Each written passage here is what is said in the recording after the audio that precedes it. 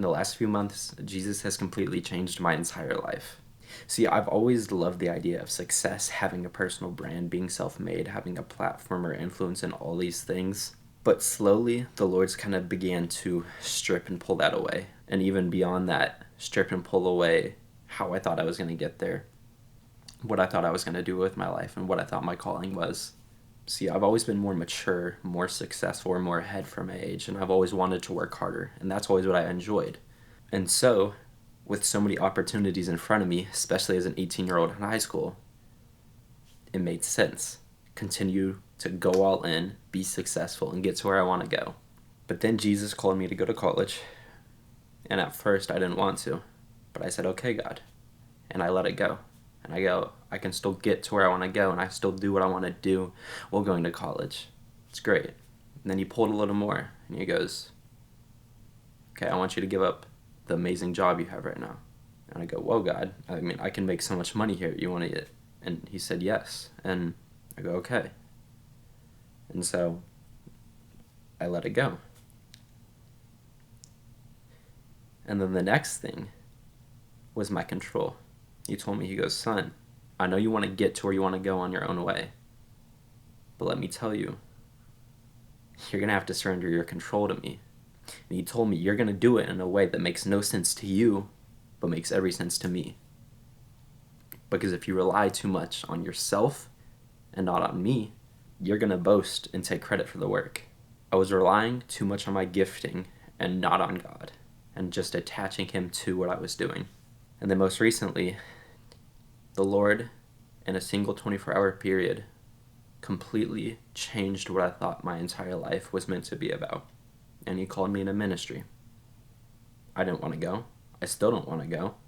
I don't want to give up the money that I could be making. I don't want to give up the time that I could have. I don't want to give up the intentionality of everything I thought my life was going to be about for ministry. And yet he still called me to do it. And he put pressure on me. He let me feel the weight of that call, because it's not easy. Ministry isn't all butterflies and rainbows. No, it's sacrifice. Like, I'm truly giving up my life for him.